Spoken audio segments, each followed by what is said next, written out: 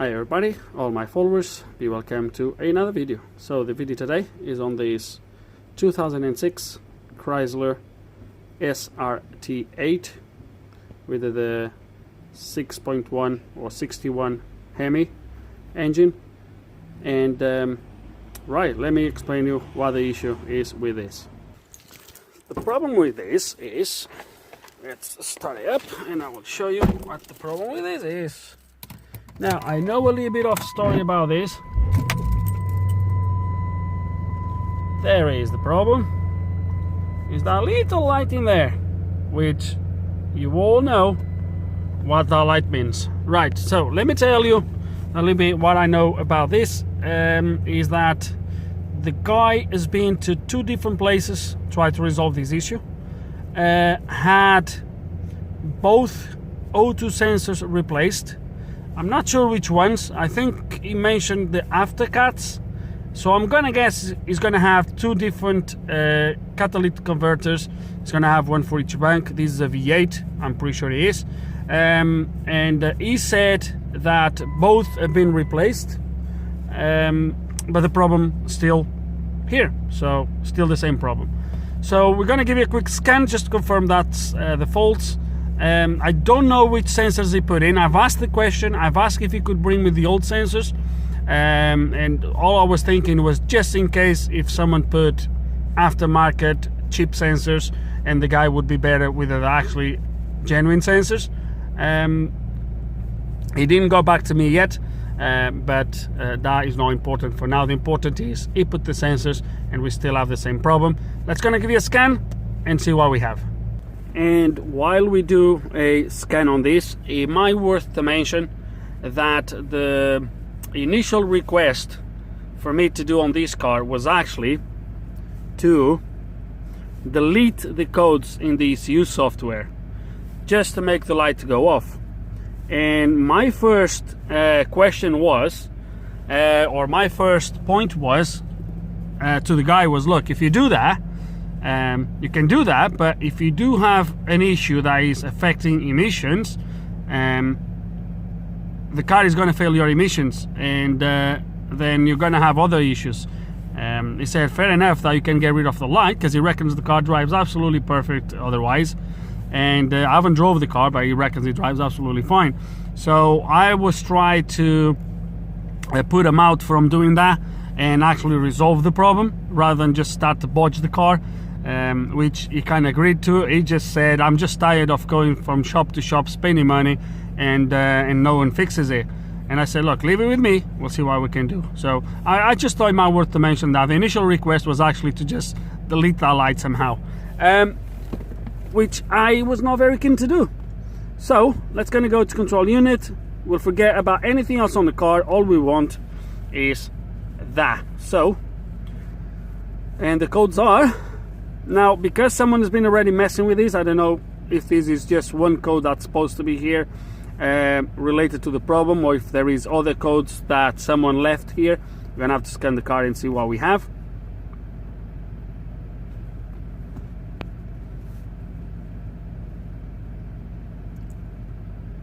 There we go.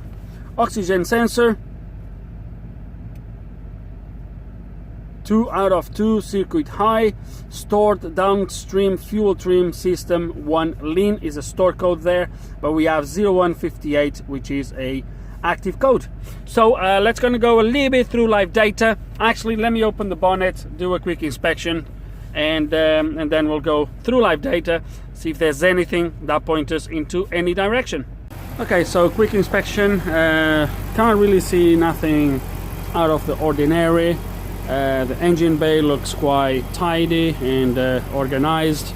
In a way, what I'm trying to say is, doesn't look like it's been sort of bodged, and you know, sometimes I see stuff, they are not plugged in properly, they are not clipped correctly, everything's messed. It looks pretty good.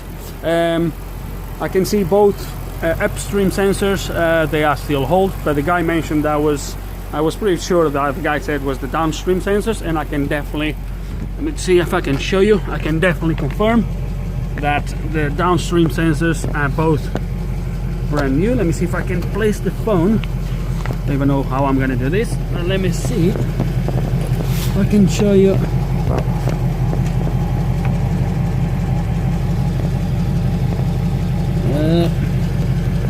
Let me go a little bit further.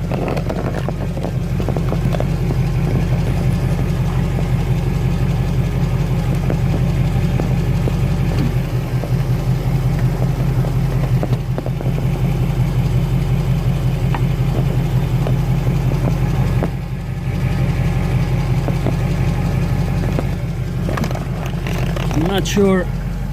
Oh man, I'm not sure what the camera showed you. The car is a little bit too low, but it's definitely two brand new sensors. I can see on both, after both cats, 100% the sensors are brand new.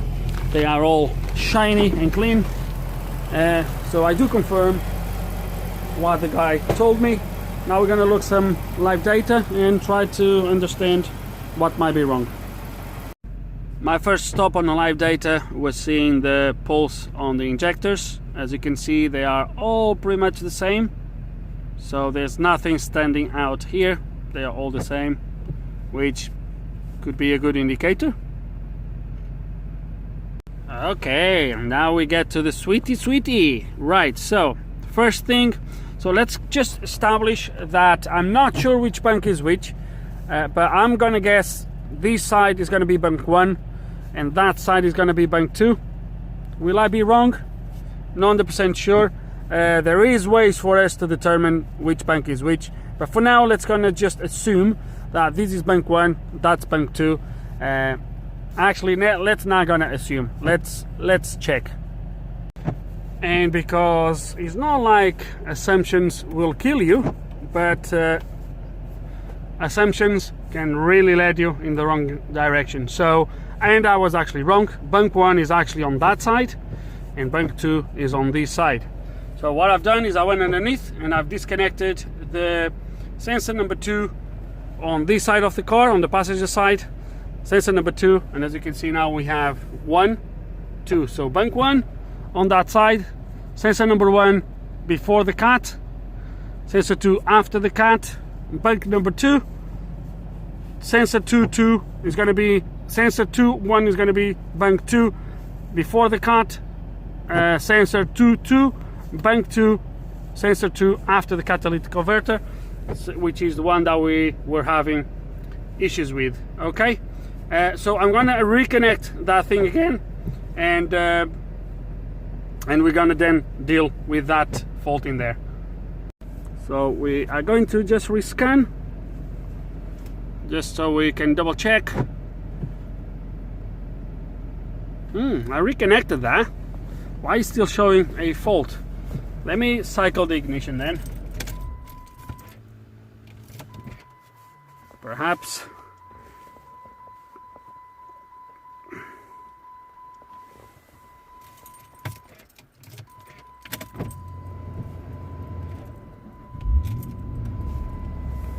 Okay, let's kind of give you a scan again.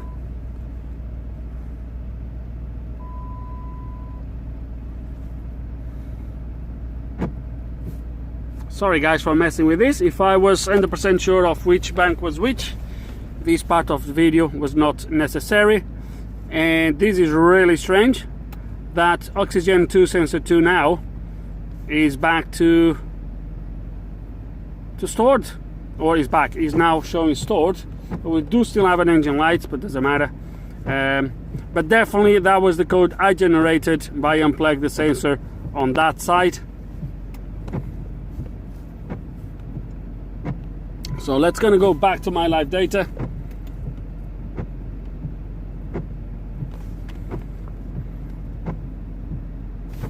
Why is this running full speed? That's better. Okay, so injectors, where we have been earlier. Now my O2 sensors, they should go from high to low. There we go. This is the pre-cat, the ones before the catalytic converter, as you can see. So sensor 1, goal 0.75, goal 0.49, sensor 1111 voltage.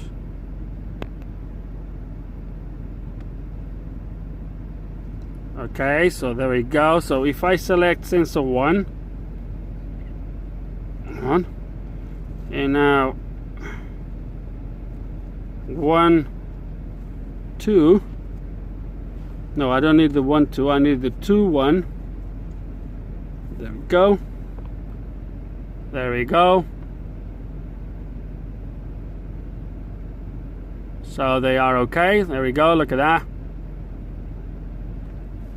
From about 100 millivolts to about, that's 1.24 to about, so it's okay. So I would guess that I don't have a combustion problem, or because otherwise these would be completely different if I had an injector, or because you can see there's a lean condition detected in there, but that could have been someone messing with this, or it could have been just the readings of the sensor too that are detecting a lean condition. Sorry guys, I got interrupted and I don't even know where I was. Anyway, I believe there's nothing wrong with combustion. It looks like okay to me. This sort of wave is not too bad. We'd have to go obviously and maybe do a proper close look, but just remember my fault is not for the sensor 1, it's for sensor 2. So we're just going to take these off. I'm going to come down to, let's compare now number 1, number 2. 2 1 with 2 2. They are both on a closed loop, which is good, so let's gonna put that at the top. So let me see what sensor 1 is doing. Whoa, that's a massive difference. So look at that. Look at my sensor number 1 for bank 1. This volt is reading, that's what, 6 millivolts, and then sensor volts 2.57. Am I gonna guess, I'm not sure if this is correct, I'm gonna guess that this first voltage is gonna be the reading of the actual sensor, and this second will be the heater, maybe, because it's a quite higher voltage to be a reading. And this one, you have half a volt, and you have 3.03 volts there. So let me see what happens when I rev the engine. So look at the readings in there. You see going up to the readings I should have. Look, you see 800 millivolts. That one doesn't move. Look at that. Oh no, sorry, it did move. No, it did move.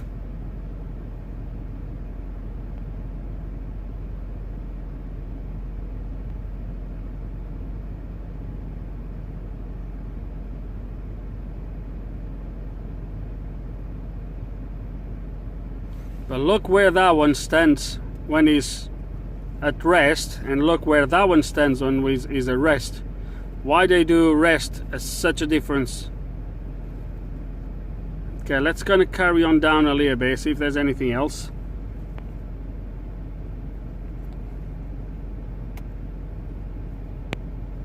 So heaters eat. Okay, so that heater is now working.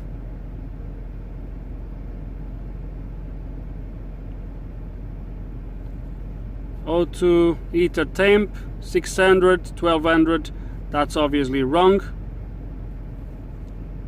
Do we have a problem with the heater itself? Okay, let's kind of check the basics. Let's start with maybe some fuses, check some wiring, and make sure everything is okay before we do anything else. Let's kind of do some other checks, but I'm thinking that might be a heater problem, perhaps. So the first thing I've done was obviously checking fuses just very quickly because it was nice and easy. So check the fuses in there, everything is good. Next thing I'm doing, which I'm going to take you through, is checking the ground. So this particular car works slightly different, not slightly different, but it's a different way. Usually, or not usually. Okay, some of the O2 sensors for the heater element Some of the cars, they have a permanent voltage at the sensor, and then the control of the heater is done by the ECU grounding the other wire. This particular car is slightly different, is the opposite way basically. So you have a constant ground on the sensor, and then the PCM will pulse the other wire with voltage in order to control the heating element. So the first thing I want to do is make sure I have ground on that sensor. According to the diagrams, it should be pin 1 and 2, where pin 2, if I remember correctly, is the pin for the ground, and pin 1 is the control wire. This is talking about the heater element. Let me just double check here on my phone if I'm still stand correct. Let me have a look very quickly. Diagrams are here. So yeah, so pin 2 on both sensors. Actually, pin 2 on all the sensors, all 4 O2 sensors.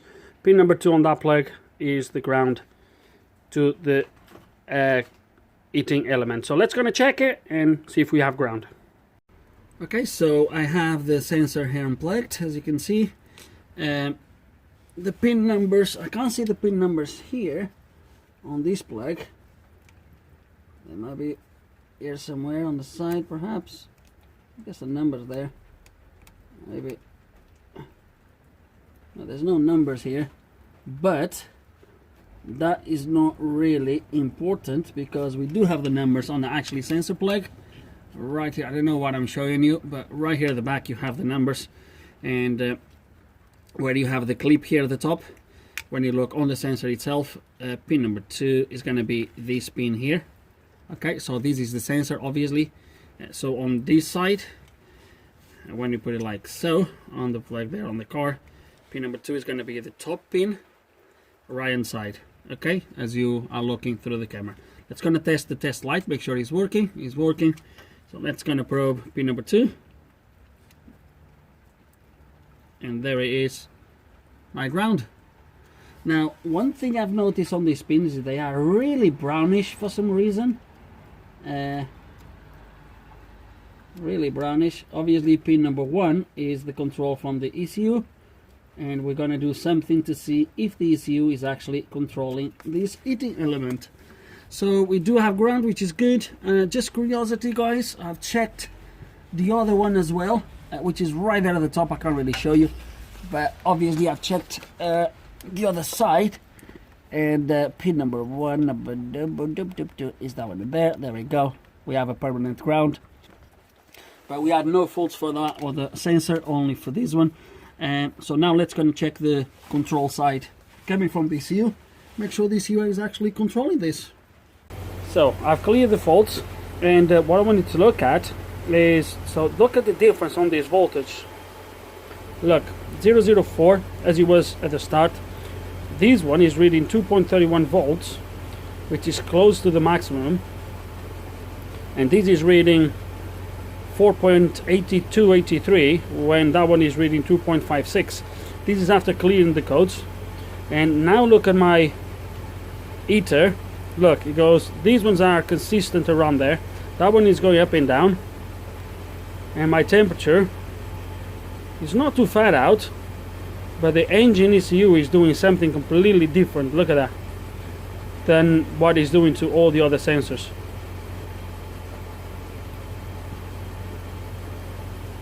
So let me see if the ECU is actually pulsing that heater or not. So when it pulses, the temperature goes up. Am I correct?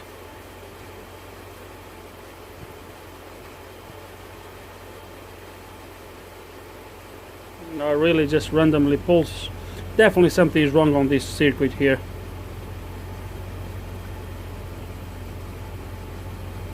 Let's try to probe that pulse. Okay, so let's gonna do the next test. So I'm back probing both number 2 sensors. The green is the good sensor. This is the sensor that is reporting a fault. And what you're gonna see is that and we're gonna do this. Can you see? No, you can't. Hold on a second.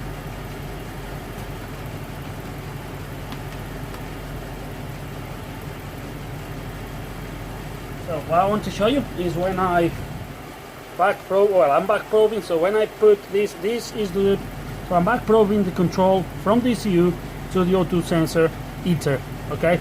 Number 2, obviously. This is on the good side. There is, so my ECU is pulsing that heater. When I come on the other one, the ECU is doing anything.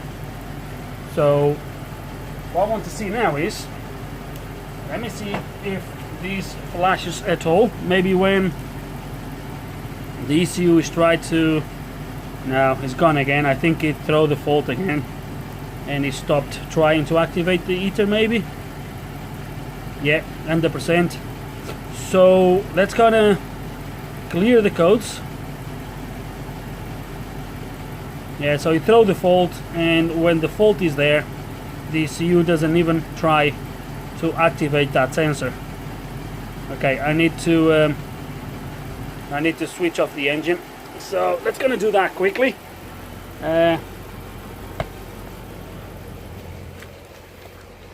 Rain is, oh, what the weather. Okay, so the engine light came back on, so, and I have the faults again, as I'm gonna show you, and okay, there it is. So let's gonna turn the engine off, ignition on. Let's clear these codes. Okay. Okay. So I'm guessing the codes are gone now. Yeah, they are. So what we're going to do, we're going to quickly start. Well, no, I didn't want to come out. We're going to quickly start the engine, and we're going to back probe again the bad sensor. And I want to see if the ECU is at all well, you've seen on the live data that the ECU was actually trying to activate the heater, and I think what he's doing is maybe, I'm starting to believe either we have a wiring issue or we have a PCM problem. And what I think is the ECU is seeing no load on that circuit. It keeps trying and gets to a point where he goes, okay, you have a problem there, I'm gonna disable the sensor. So let's gonna go to that sensor again. There it is. So we'll just put just to comparison with the other ones. And then we're going to go to the temps in there. Okay, now we're going to go show this at the top. There it is. So let's quickly start the engine. Okay, that one is activated. That one, hopefully, the engine ECU is going to start to try to activate the other sensor as well. Sorry about that, guys. The weather is crap lately. Let me see if he's going to try. Let me turn this off. Let me see if he's going to try to activate that sensor at all. At the moment he's doing anything.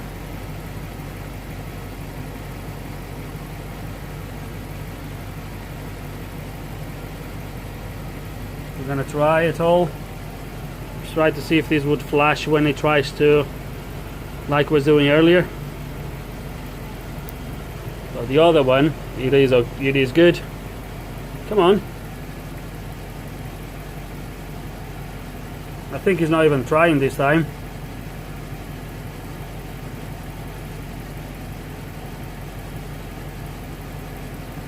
Is he going to try or not? Have the faults came back straight away, or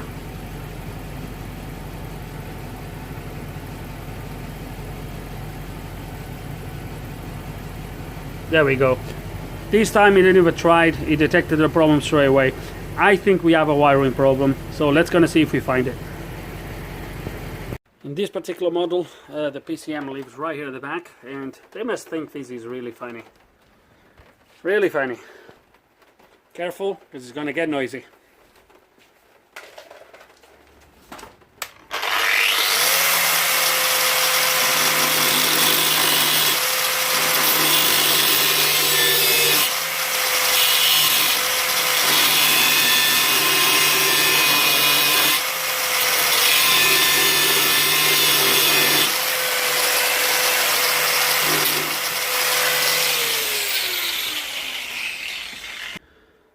the car forward a little bit because it's been literally raining all day. It was impossible to be outside, so I pull it forward a little bit. The ECU is out.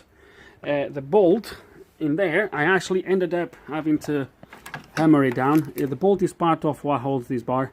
I had to hammer it down. The bolt has a nut that I spot welded on the underside, and the thing just came off. So all I'm going to do next is going to put a bolt, and then I'll hold a nut on this underside, and we will hold it like that. Unfortunately, yeah, it was too rusty and it didn't came out. I got the ECU out, as you can see, and at the moment I'm going to show you that we actually have no wiring issues. But I've seen something else that might be why we are having what we are having. But just hold on a second. So the ECU is here, and it does have 4 plugs, although on this particular model that one is not in use, and that's number 4, and this is 1, 2, 3, 4. The sensors themselves, the signal connects to, let me just have a look here, not the signal, sorry, the O2 ether control wire is C10 and C3. So the rear left, so this goes like when you look at the back of the car. So the rear left is going to be the good one. That's going to be the rear on this side, because left hand side. Right hand side, which is left when you look from the front, but left hand side, sorry, right hand side when you look is the back one, is the one that we have problems with. So the left connects to pin 9 on the plug C3, and the right side plugs to pin 10 on the same plug. So it's the last 2 pins right here at the top. Okay, is these last 2 pins here. So this is 1, 2, 3, 4 up, and 9, 10. So if I back probe now, let me show you here. Where are you going? 9, like so. 0.4 ohms. I'm back probing, guys, as I'm going to show you now. So I'm back probing this green, as you go back, turns into red in there, and it goes on the sensor on this side. Okay, so now we're going to move to the yellow one that's hanging there. That's the cable that goes to the sensor on that side, the one we have problems with. Comes all the way, turns into red, and now I'm going to connect the red right there. I'm going to unplug the green, plug the red. Okay, now we're going to move this to pin number 10.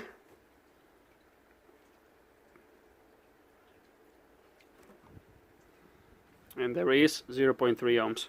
No problems whatsoever. There's one last thing I want to do just to make sure, which we're going to do, which is load the wire.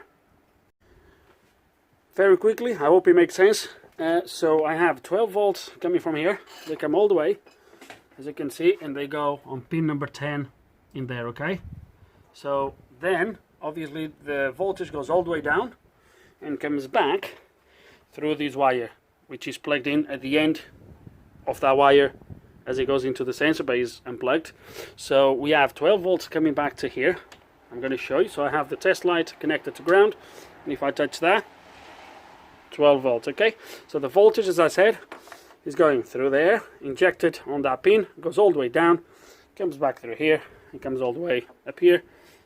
So we are load testing the wire with a relatively low current, because this bulb doesn't pull a lot, but we're gonna up the game a little bit, and let me show you what we're going to do next. I'll do it like so. We're going to proper load the circuit just to be 100% sure, which is going to be done with this bulb. So this bulb is connected right here. I don't know what I'm showing you, but it's connected here to the back, same wire. So voltage, now when I put this into ground, when I ground this bulb, the bulb should light up. There we go. So load testing the circuit, and the wire is good. If the wire was not good, it would not cope with all this current through the wire. Okay, so I have no concerns about the wiring, but I've seen something underneath there that it didn't click straight away, but it clicked now while I was checking things out, and I'm gonna show you what it is. I don't know if it's influencing anything, but I will quickly show you. PCM is back in place. Well, not 100%, there's some bolts to put, etc., but it's back there. Worth to mention that obviously while I have the ECU out, I measured all the other wires to the sensors, the other 2 wires, the signal wires, and everything is okay. No worries there. Now let me put the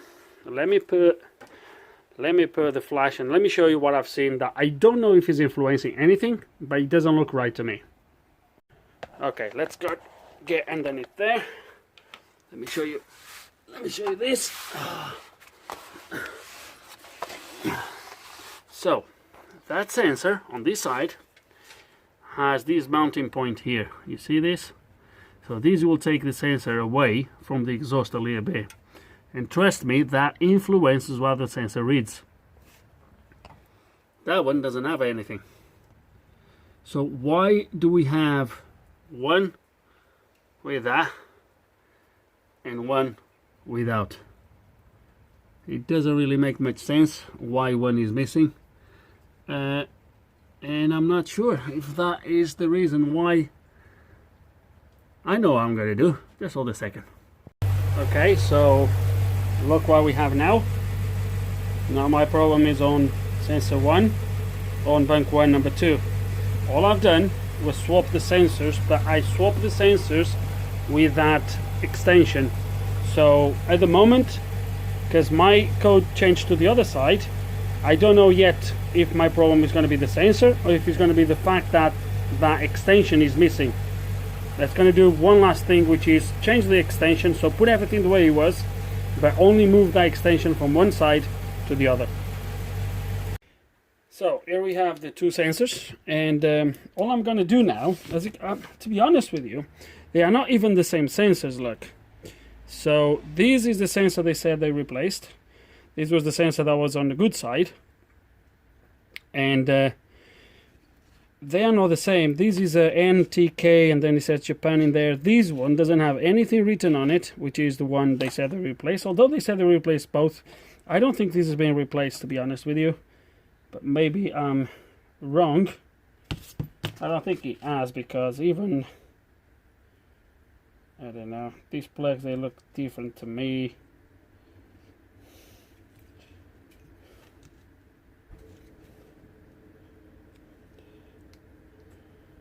Yeah, this sounds more like a genuine plug than this plug. This one sounds more like a genuine. So all I'm going to do now, so you see that's the extension. It has this little mesh inside. Okay. All I'm going to do so when we moved the sensors around, my problem changed to this sensor. So now, to prove that either the sensor is actually bad or that this extension is making a difference, I'm going to put this extension on this sensor and then put the original sensor on bank 1 where it was, and then put this on bank 2 with the extension. If the aftermarket, it looks like an aftermarket sensor to me, if this aftermarket sensor works okay with this, then that means all we need is this extension. So let's gonna do it. Let's gonna take these off. Okay, and this now concludes to me that the spacer could be there or could be missing. I don't even know why it's there, but I actually think I know why they put the spacer on the other side. I'll get to that in a second. Because the thread is completely gone on the exhaust itself, and the sensor doesn't have enough thread to reach, or it does have just like one turn or so.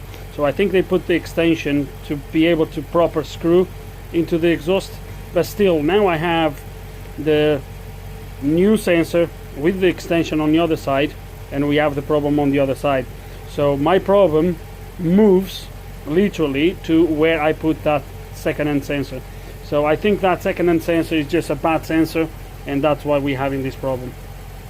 Low quality sensors maybe, so we'll have to get a proper sensor and fix this problem once for all. So I finally found the problem. So obviously, look guys, I know sometimes these extensions are inserted to affect the readings of the sensors, so you get different readings. Sometimes you do that when you do mappings and stuff like that. This is now clear to me because I can't screw these in there because the thread is damaged right at the start, and this obviously has a little bit longer thread, as you can see in there, and that longer thread is enough to grab the good threads on the exhaust. So I think this was put in there purely for that, to try to fix the sensor, and this was on the side that was good.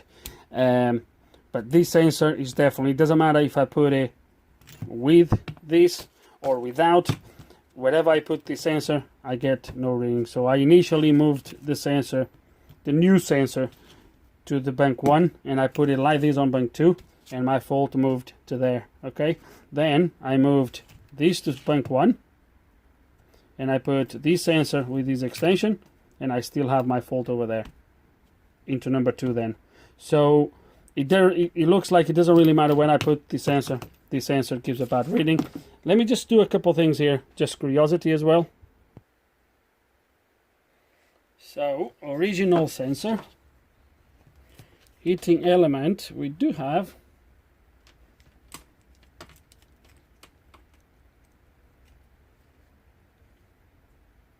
3.9 ohms. Don't know if you can see it. 3.94 ohms, 3.94 ohms.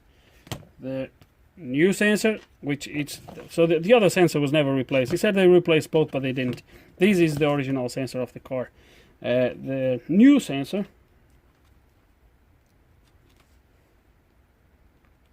.3 ohms. So it could be that the ECU is seeing this value completely different. 4, 5, 6, 2.5 ohms nearly difference.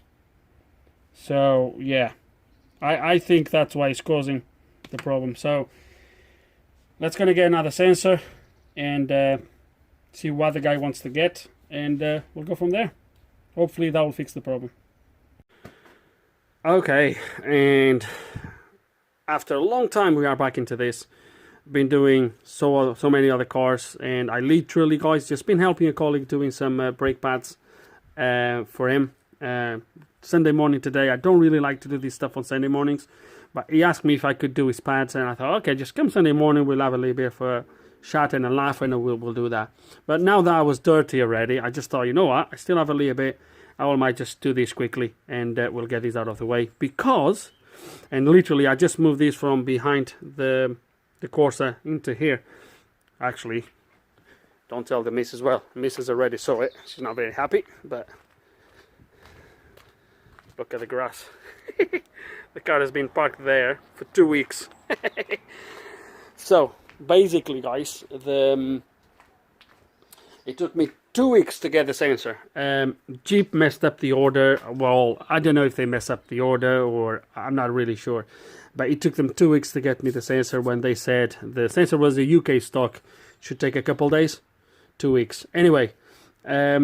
I got the sensor, so going back a little bit, so I spoke with the owner. The owner said straight away, I want a genuine sensor. I said, fair enough. I said to him, look, I can get you the same sensor as the one that's still working, which is not original. I can see engraved on the sensor, it says KTM, and I actually found them on eBay, KTM sensors, brand new, for a fraction of the price. But the guy said, no, I want go to Chrysler or Jeep, whatever, get me a brand new genuine sensor. So okay, I'll get you a genuine sensor. The sensor, guys, for this was, I can show you the price, because the paperwork is here. If I can see the price somewhere, there it is. You can see the price of there. It costed £180 and 38 pence, and we do have the brand new sensor here. Okay, you can get all the part numbers there if you want. There it is. So all we're gonna do now is install the sensor. Because this sensor is brand new, it will thread okay. Is the other sensor that the threads are damaged on the sensor, and they are slightly damaged actually on the exhaust. But if it's a brand new sensor, the threads will be good and it will grab okay. I already checked with the other side, it doesn't leak anything. When I had the other one on the other side, it's screwed okay. It's just the first 2 threads or so that are damaged on the actual exhaust system, but because they are also damaged on the sensor, on the old sensor that's there now, it doesn't really grab properly. But this, because it's new, it should grab okay, and it should hold properly. Unfortunately, I don't have one of those repair kits for the exhaust O2 sensors. There is a kit that you can have to repair that and put some inserts or some sleeves, something like that. I don't have that, but we'll test it. Obviously, if it leaks, I will have to do something, but I'm quite confident that it's not going to leak. So we're going to put all of this back in, and then we're going to check again live data and see what we have. But I have no concerns. I'm pretty much sure we're going to have a fix. We're going to do it, and then we might do a quick test drive, just make sure it drives okay with no faults, and that's it. So let's gonna get this done and hopefully get this car out of the way. And finish off today is completely out of the window. No chance. I can't get the sensor to grab the threads. It's way too damaged. So I'm gonna have to see if someone can lend me a thread repair of that size, because I don't have nothing that big, or I might have to invest in one. I'm not too keen to invest in one because all this time I never needed anything like this, and to buy it just for this car, I'll have to make some phone calls, see if someone can lend me a thread repair for this. But yeah, the thread is good right at the bottom, and the sensor gets to the thread, or it will get to the thread. The problem is the start of the thread is completely done. I don't know who worked on this thing, but what a hell of a job someone did in there. Anyway, I tried to lower a little bit the top, so the sensor would go lower a little bit. So I grind it a little bit so the sensor goes a little bit lower to grab more thread, but I can't get the sensor to start to grab the thread. I was trying with the old sensor first to see, because I don't want to damage the thread on the new sensor, but I can't get it to go. So yeah, I had enough for today, Sunday today, and I just don't want to carry on anymore. So we'll finish this another day. But yeah, that's where we are.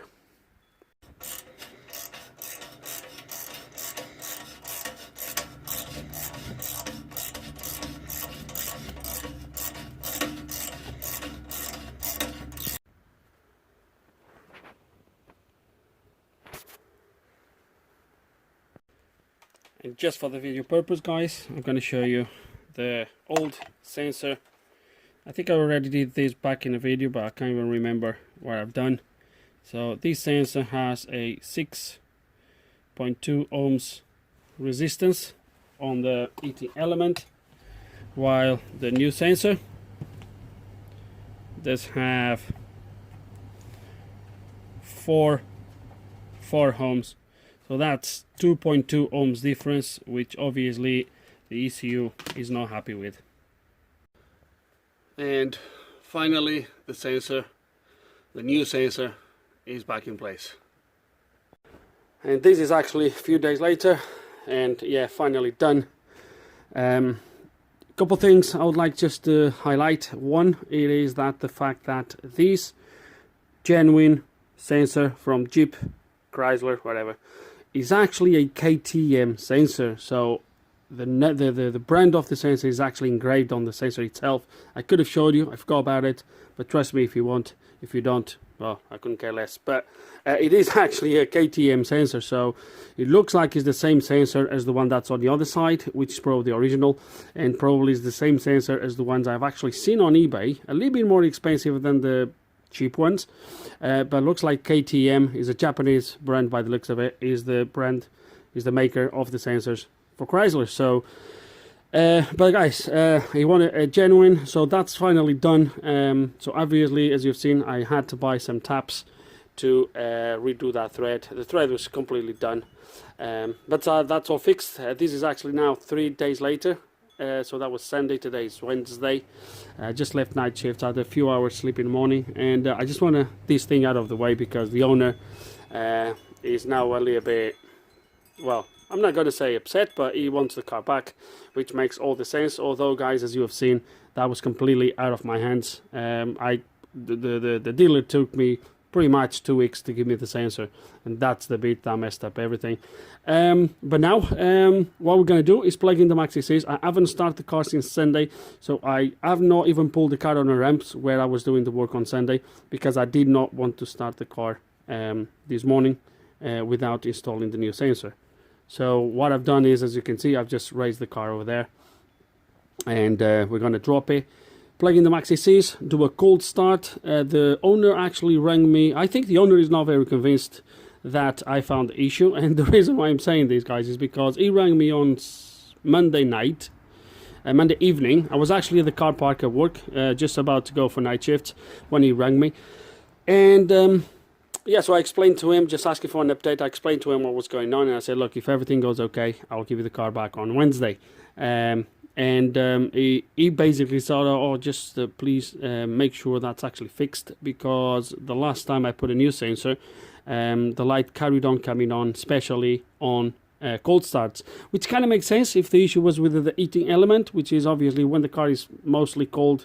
Well, it's going to need it all the time, but mostly cold, that's when you're really going to need that heating element. But the guy said, oh, just please make sure, because last time I put a sensor, blah, blah, blah, blah. Well, I think we all have seen up to now, and I'm quite confident that this is going to fix the problem. But enough talking, let's kind of plug in the maxi series, load that live data, and start the car from cold and see exactly what those O2 sensors are going to do, especially the one that was faulting on the heating element side, because the reading itself, the actually sensor itself didn't look too bad. It was more the heating element that was faulting, that was giving this ECU the fault. So let's going to do it, drop the car, plug in the maxi series, and let's hopefully finish this off. So the car is, I haven't started the engine yet. The car is on the floor, is ready for the engine to be started. I've cleared the codes before, the codes didn't come back, and now I have these live data here. If you guys remember before, the 2.2 heater, the percentage of the activation of the sensor, and the temperature.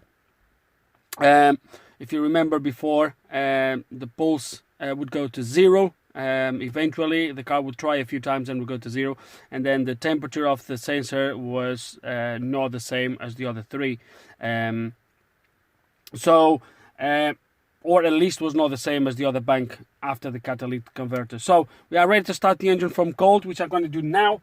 So foot on a brake.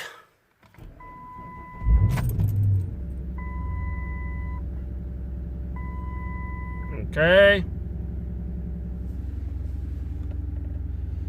so there we go, starting to activate the sensors 100%.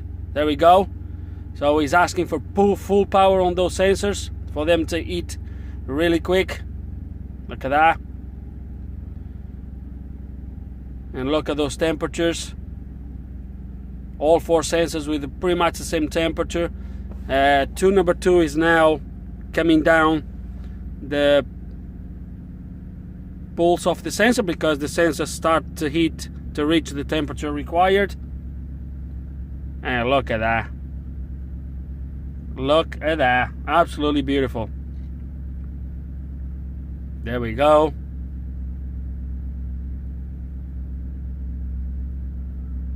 Look at that, beautiful. So the ECU is controlling the sensor, is controlling for how long and how quick is going to pulse that heating element. I believe that works with a pulse width modulation signal, which obviously when you put the test light just turns on, because the pulse is too quick for the heating element, for the bulb filament to actually go on and off, so the light just stays on. But obviously that's actually a pulse width modulation. But what I'm interested really is here, look at that. So before, when the sensor was bad, these would go up to about 700 or just over 700 degrees, and as you can see now, look, they are all pretty much the same. There we go. Now maybe for you guys in the Americas on the other side of the pond, this is just another ME61. For me here in the UK, and if I was in Portugal even more, I never drove one of these things. never felt how these drives. Never drove one of these V8s. As you've seen on the channel, I drove the Holden or Vauxhall Vectra or whatever that was, the V8. That was really nice. But I would like to try this one. But obviously, guys, what we're going to do now is for a test drive. That's what we're going to do. Just going to go for a test drive, look at this live data, see how the car drives, and hopefully wrap up this video. I'm very, very confident that this is now fixed.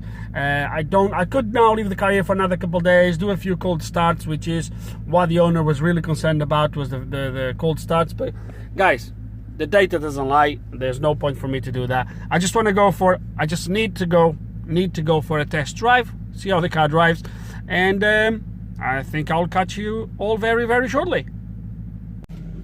Okay, so let's go. You have, I'm sure, because I made sure, you can see the place. I think you can see where the engine light should come on, right here in this corner, just in case if it comes on.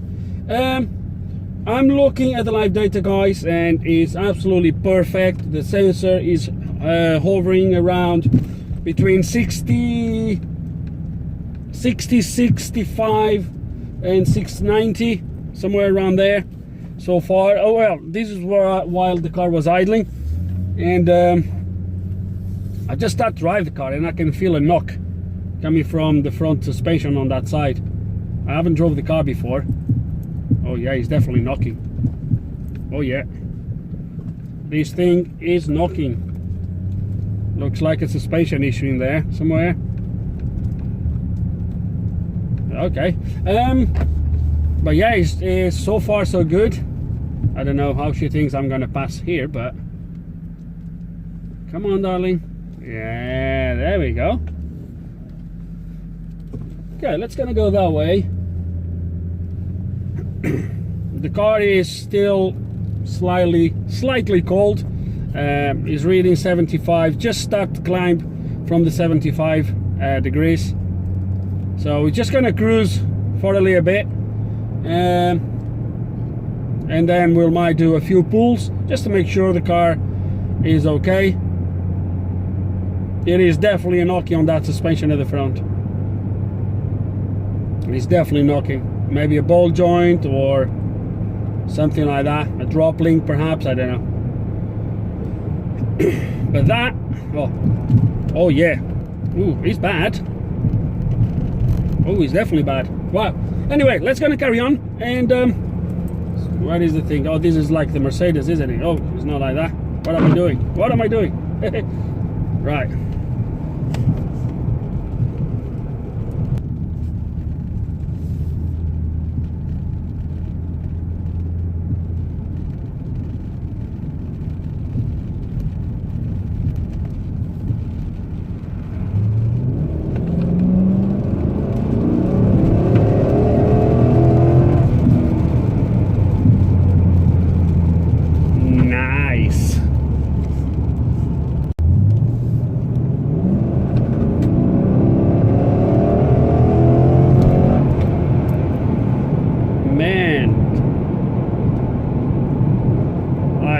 The roar of these V8s is absolutely, whew.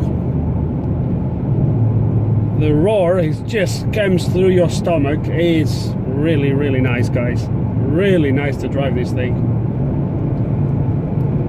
I imagine this engine on my TT. Oh man, guys, a little bit of talking. Look, the thing is, these type of engines, V8s, etc., if you go like to Portugal, me growing up on my 18s, 19s, 20s, you don't see these engines, okay? Portugal doesn't have this. I'm not going to say there's not going to be a few in there, but you don't see these cars on the road. The V8s you see, even now, is probably the...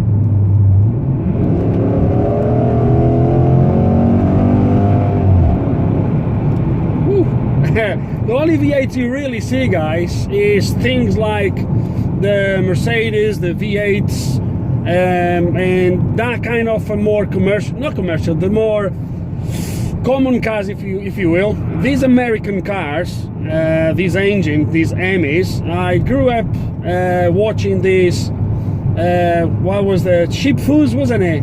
The program, seeing when they used to restore these cars and put these Emmy engines. And guys, we just don't see these engines in Portugal, leave alone driving one. So when I came to the UK, on the UK, one of the things I noticed straight away was more common to see bigger engines, like the V12s and inline sixes, like those, like BMWs, like the 550s and stuff like that. These things that you don't see a lot back home.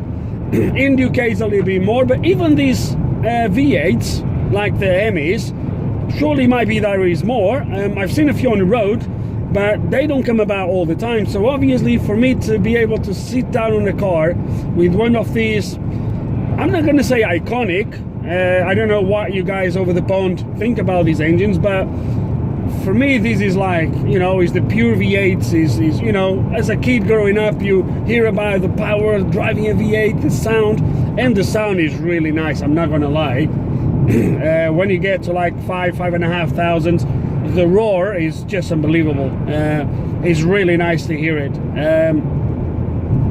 It's really nice to hear it, and it's really nice to drive. The power delivery is really nice. It's nothing special. I'm not going to say it's wow, but it is. It pulls really well. It's really nice to drive. But that's this video is not about that, guys. It's about the O2, and I don't like the brakes on this car. When I brake, the car, look, can you see it? I brake and the car literally just pulls all the way to the right.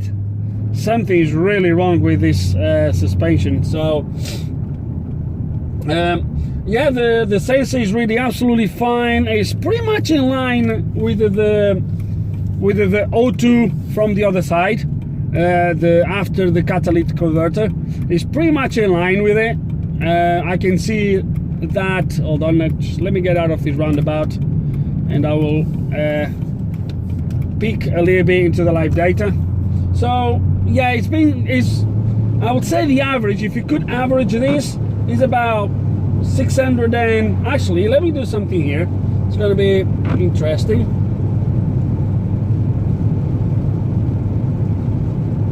I don't want to get distracted.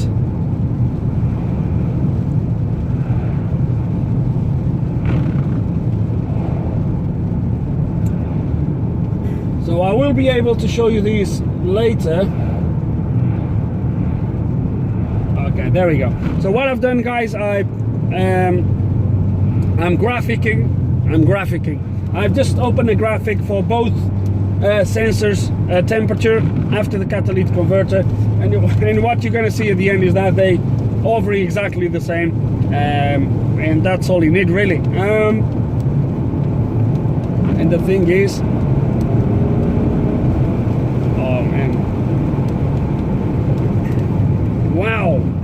wow, the brakes, Jesus Christ, man, how is the guy driving this thing?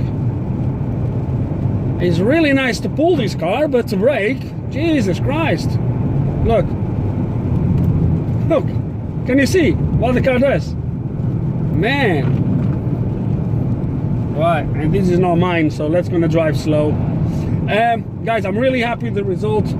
When I get home, I'll show you the live data quickly, and we will wrap up this. But for now, I'm just going to drive for another 5 or 10 minutes and then drive back home and wrap up this thing. And I'll show you then that the car is doing. Whoa! Wow! That upsets the balance of the car so much. That's wow. How the guy is driving this? Who knows? Okay, and I know I said I would be driving back home, and I didn't, but that's purely for one simple reason, which I will take you through in a second. So this is what I was saying. So as you can see, the temperatures are exactly the same on both sensors after the catalytic converters, so they follow each other pretty much perfectly, as you can see. And I'll just show you again. Oh, come on. Yeah, there is a lot of updates to do. Oh, come on. I just want to do the thingy. But obviously, guys, as you can see, there's no engine light. And there is no codes. And the only reason why I decided to do this before I go home is because I want to load now the live data for the actually O2 readings, the before and after the catalytic converters. There was no issues, no fault codes for that, but the only reason I want to do it is for learning purpose. Okay, I never worked on one of these cars, and it'll be interesting for me to see what those live data are, maybe for the future, just have some reference. I don't know, just for learning purpose. I want to see exactly what the car does with those readings. But as you've seen, guys, for the issue with the heating element, this is fixed, and that's it. In the end, as you've seen, it was a bad sensor. I was told it was changed twice. I was told both sensors was actually changed. That's not actually correct, unless they changed them and put it back the old ones. That extension that was put in, or adapter on the other side, I'm not sure about that.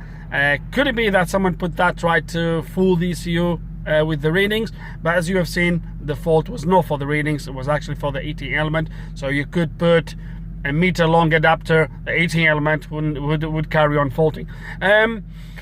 So I don't know if the other garages didn't look at the live data, they just read the code and just decided to start to throw parts. Look, I don't really know. I don't even know if the owner told me exactly word for word, or event by event of what happened with the car, or if it's just why he was told. Look, sometimes it's one of these things. I'm not 100% sure of what the background of the cars are, but that's irrelevant even for this video. Enough talking, guys. Really hope you enjoyed the video. I do hope you learned something. If you do still have any questions or any comments, you guys know exactly how it works. Just put them right below. And like always, thanks for watching.